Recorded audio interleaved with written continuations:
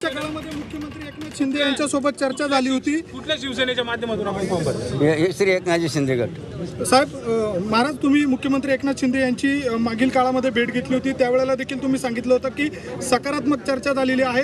त्याच वेळेला आपला काही शब्द देण्यात आला होता का किंवा आता त्यानंतर काय चर्चा झाली? त्यावेळेला मुख्यमंत्री साहेबांनी शिंदे साहेबांनी शांततेने आमचे जे मुद्दे होते या निवडणुकीमधले भक्त परिवाराचे ते सर्व त्यांनी ऐकून घेतले आणि त्यांची सुद्धा त्यांनी काही त्यांचे मुद्दे मांडले ते सुद्धा आम्ही शांततेने ऐकले। माझा रात्री वेळ असल्यामुळे ते काय म्हटले होते, आम्ही तुम्हाला नंतर निर्णय आपण करू म्हणजे नंतर असं त्यांनी सकारात्मक। आता एबी फॉर्म तुम्हाला दिलेला नाही आहे, नुसतं शिंदे गटाकडून आपण फॉर्म भरलाय, तर असं चर्चा आहे की असाल नाशिक लोकसभा मतदार समजतो प्रभू रामचंद्राची इच्छा आहे, प्रभू रामचंद्राची धनुष्यकोराच्या हात, प्रभू रामचंद्राच्या हातात धनुष्य, त्यांची इच्छा असेल तर ते बरोबर करतील। अच्छा, पण स्वामींनी मग इच्छा आहे, भगवंताची इच्छा आहे, पण तुमचं आता तुम्ही नाशिक लोकसभेसाठी महायुतीचे उमेदवार झाले आहात असं म्हणायचं का? नाही, आम्ही कोणतंही त्या संदर्भात वक्तव्य केले नाहीत। आमच्या भक्त परिवाराने ठाम पडल्यापासून विडा विचारला आहे की यावेळेला लढायचं आणि जिंकायचं। मात्र एबी फॉर्म सोबत जोडलेला नाहीये। काही चर्चा केली आहे का मुख्यमंत्री एकनाथ शिंदे किंवा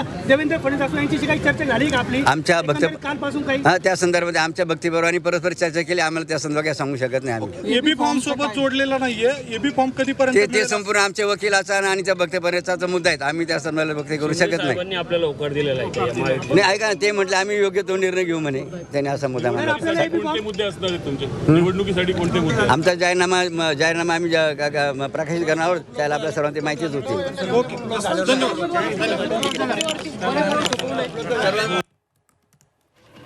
ते नाशिकमधून शांतिगिरी महाराजांनी शिंदे गटाकडून अर्ज भरला आहे खरा, मात्र अजूनही त्यांना एबी फॉर्म मिळालेला नाहीये आणि या बाबतीमध्ये यापूर्वी मुख्यमंत्री शिंदेंबरोबर चर्चा सकारात्मक झाली होती आणि आम्ही तुमच्याशी बोलू असं त्यांनी सांगितलेलं होतं। मात्र आत्ता तुम्ही एबी फॉर्म भरणार का, एबी फॉर्म तुम्हाला पक्ष देणार का, यावर आता मी ठाम बोलणार नाही असं त्यांनी म्हटलं। वकील आणि सगळा जो भक्त परिवार आहे ते हे सगळं बघून घेतील असं त्यांनी म्हटलेलं आहे। त्यामुळे अजूनही शिंदे गटाकडून जरी त्यांनी फॉर्म भरलेला असला तरी शिंदे गटाकडून एबी फॉर्म त्यांना मिळालेला नाहीये, हेही तितकंच खरं आहे। त्यामुळे ते महायुतीचे उमेदवार होतील की नाही याबाबत अजूनही संभ्रम आहे। त्यामुळे नाशिकमधल्या या सर्व राजकीय घडामोडींकडे झी24 तासचं लक्ष आहे।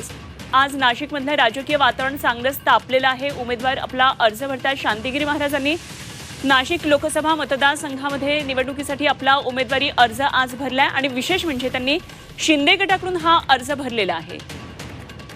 तेव्हा आता शिंदे गट त्यांना एबी फॉर्म देतोय का हे पुढच्या काळामध्ये बघणं अत्यंत महत्त्वाचं ठरणार आहे, तरच ते महायुतीचे उमेदवार ठरू शकतात।